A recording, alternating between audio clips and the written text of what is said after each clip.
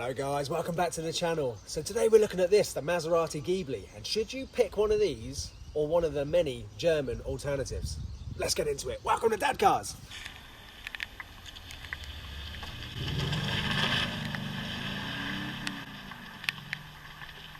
It's a rather miserable day today, but I'm anything but miserable because I've got another Maserati on the channel.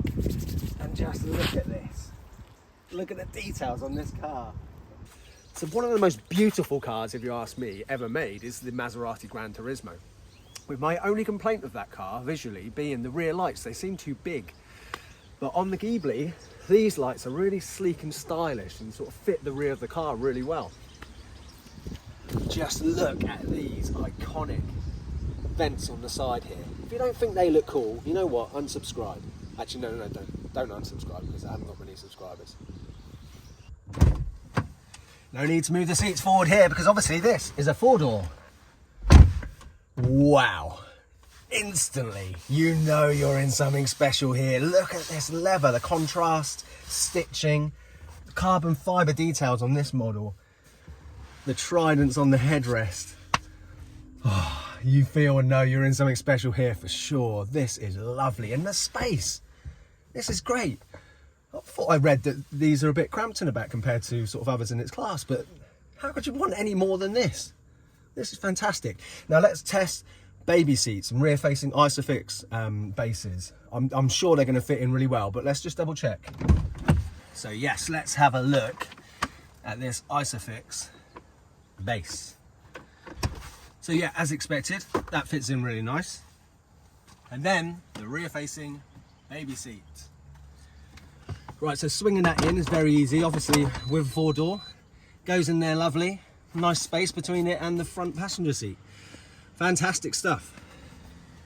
Right, so obviously I've got 4 young children, one of them being a baby, and I wanted to test today if this Maserati would actually, in theory, be able to fit all 4 in.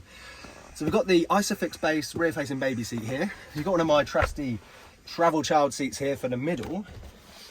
And then I was going to put another one of the travel seats here, but I don't think you need to, you know. I think you could have a full-size one. So this is just a belt secured one, but if this was an Isofix one, I reckon that would click in there really well. And then you could have a booster seat in the front seat for the eldest. So yeah, really impressed. You'd be able to use this with 4 children as a dad car. You can't fit baby seats in the front, but why would you need to when you could fit twin babies in the back with the Isofix? Passes the Dadcars boot test easily. And actually it's super deep, it goes way back there, there's loads of space. So the Ghibli was actually born in the 60s with this beautiful Giorgetto Giugiaro design car with pop-up headlights, but they're worth about the same as a 2-bedroom house in Hampshire now. And then the second generation Ghibli came in the 90s. Beautiful? No. But 90s cars have a charm of their own, don't they? But here we have the current generation Ghibli. Now these are still in production today, and they were launched in 2013 with 2 engine options. Yes, that's right, you could get your Maserati with a diesel engine for the first time ever with the Ghibli. So the diesel is a V6 turbocharged diesel that puts out around 271 brake horsepower, does 0 to 62 in about 6.3 seconds, and can actually real world achieve around 40 miles per gallon. Now, if miles per gallon's not your thing and you want raw sound and performance, then the petrol variants, 3 litre, twin turbocharged V6, 350 brake horsepower, 0 to 60 in around 5.5 seconds, or there's the Ghibli S, which has over 400 brake horsepower and 0 to 60 in about 5 seconds. Incredible. The current range-topping Ghibli that you can buy today is a Ghibli Trofeo with 3.8 litre twin turbocharged V8 that produces about 580 brake horsepower. Insane. But if you want one of those, it's going to cost you about 90 grand. Which brings me on to my last point. Depreciation and Maseratis go hand in hand. But that's a good thing. If, like me, you always tend to go for second-hand cars. So you could pick up, I've seen these Ghiblis as low as £14,000, which means if you've got about £20,000, you could probably get yourself a good spec, low mileage, lovely Ghibli like this. Now, before we take this wonderful looking machine out for a drive, let's just marvel at this incredible key that it comes with. This feels really top quality, and anyone who's seen my review of the DB9 will know that I feel that a special car should have a special key. So Maserati nailed it with this one. Let's go! Okay. It's lovely being sat back in a Maserati and having that beautiful Trident in front of you there on the steering wheel. Let's go, shall we? Shall we go for a drive? It's a cloud. It looks like a crown, doesn't it? It's actually a trident, the tip of a trident. You know, like in The Little Mermaid? Little Mermaid's daddy, he's got a trident, hasn't he?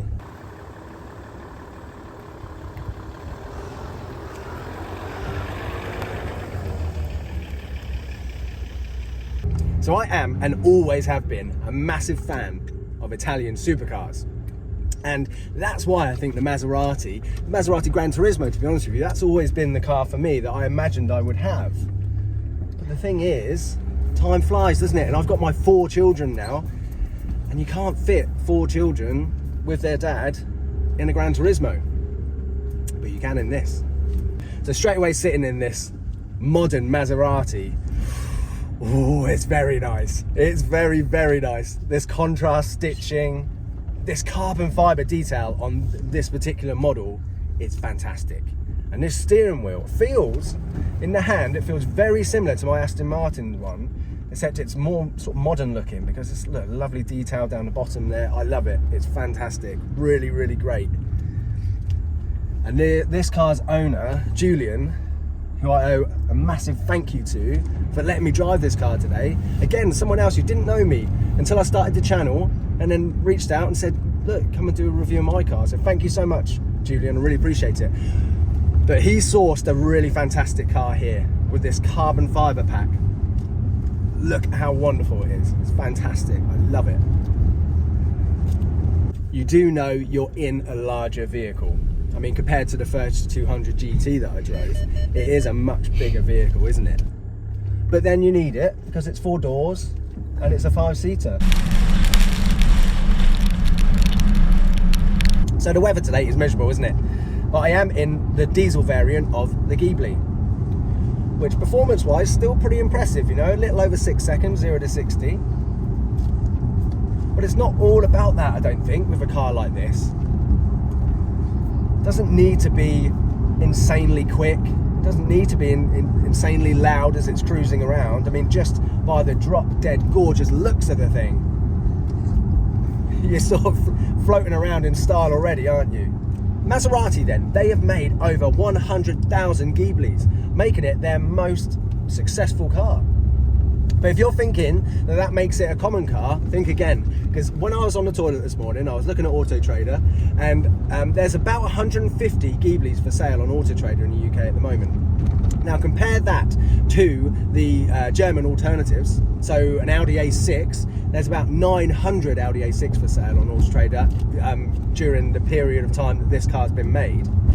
And then BMW 5 Series, there's 3,000 made from 2014 to present. Going by that logic, for every 20 BMW 5 Series that you see out on the road, you'll see 1 Ghibli.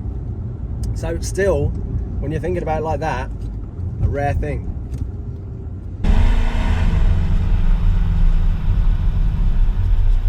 I'll tell you what, let's pop it in sport, shall we? I have to be a little bit careful, obviously, because it's very wet out there. But, well, yeah, look, straight away, popping it in sport, that throttle response is much better.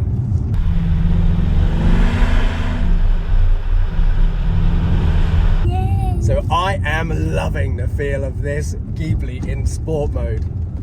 I wasn't expecting this from the diesel, I tell you. So in sport mode, oh, it sounds great. And it really picks up really well. Oh yeah, it feels fantastic.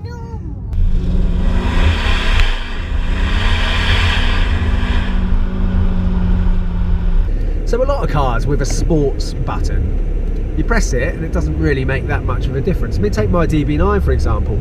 Pressing the sport button just makes it hold gears a little bit longer, that's all. Not so the case with this car. When you press that sports mode button, it really becomes a Maserati. Oh, it feels and sounds and everything comes alive. It's tremendous. But, yeah, you want to go fast? Right, you ready? 1, 2, 3. Woohoo! Is that good? It's great, isn't it? Great fun. So when it's not in non-sport mode, when you first switch it on, it's a very easy car to drive. The steering's really light and the throttle response isn't going to take you by surprise or anything like that. So if you're out with your wife and you decide that you want to have a beer, you can toss her the key and she can drive back the Maserati and it's not going to be intimidating for her. What do you think? Does it seem nice and fun? It's a lovely car, isn't it?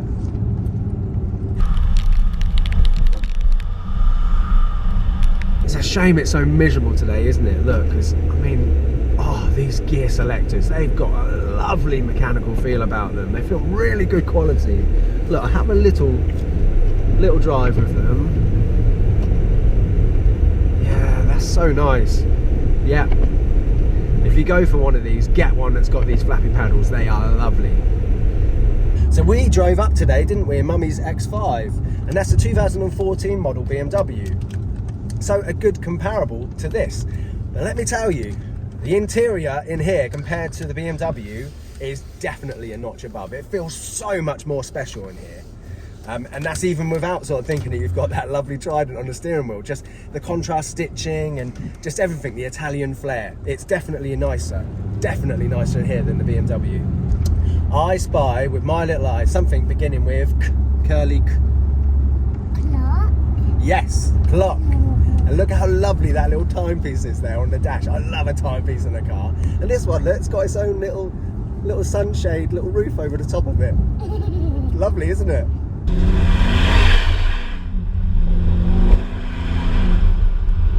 So I'm committed and doing my best to bring you exciting dad car reviews like this every week.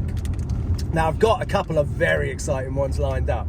But beyond that, I'm hoping for more people like Julian, the owner of this car, reaching out to me. So find me on Instagram, Dadcars88, or send me an email. My email address is in the description. You know, please do let me know. I'm willing to drive to your car if you're willing to let me feature it on the channel. Now here's a little shock. I wasn't expecting this from this executive luxury 4-door car. Feels like a muscle car. Feels like an Italian muscle car. Certainly wasn't expecting that from the diesel, but just makes me wonder what those petrol V6 twin turbos are like. I mean, the S has got over 400 brake horsepower.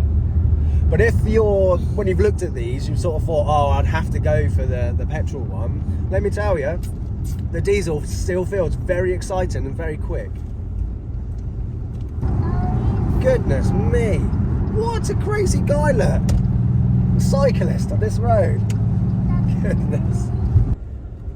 I am so impressed with the practicality of this car. I could fit all 4 of my children in this right now and go out for a day of dad car fun, giving my wife a much deserved day of rest. So I think it's safe to say that the Ghibli has made it onto the shortlist to replace the Aston. A plane again. Yeah. Plane. Should we get a video with that plane? Video.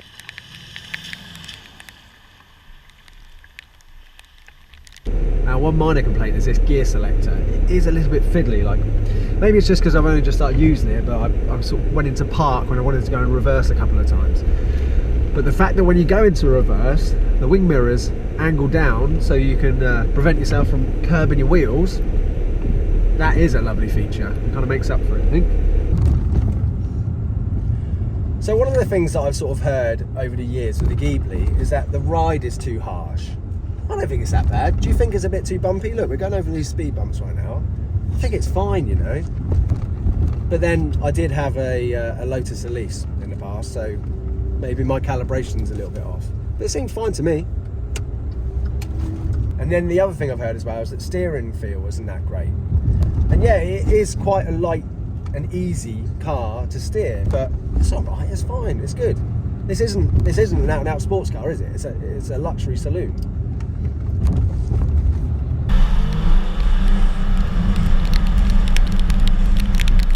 Now I know I'm never going to go viral, I'm never going to get millions of hits, but as far as hobbies go, I think I've got the best hobby in the world. If I could spend time with my children driving incredible, exciting cars like this. Sure, you know, I've given up my evenings. I've got no social life at all now because I just spend every evening editing videos because it takes me an embarrassingly long amount of time to edit each video. But look, this is amazing. And if I can find a small audience out there who just enjoys what I'm doing, then I'll keep at it. I'll keep doing a video like this every week. So in summary then, for the Maserati Ghibli, you know, I'm always really disappointed when I watch a car review about a car like this, or read a car review about some exciting new alternative that's come out, and then the outcome's always the same. They say they've come up short against the Germans, or you'd be mad to buy one of those when you can buy a 911 or a BMW for the same money. You know what? I think they're missing the point. They're missing the point. There's some things that you can't put down on paper and quantify as why something's better. And Maseratis have that special thing in bucket loads, don't they? You know, Italian cars, they've got that special thing. And I've never been somebody who follows the status quo and just sort of goes along with something which everybody thinks is the best thing to do. So, yeah, the Maserati Ghibli does it for me. And it's definitely on my shortlist. You're right. You want another sweet tea? Go for it. So look, thank you everybody for watching. I really, really appreciate it. Subscribe, please. Like, follow, all the rest of it. And I'll see you on the next one. Bye!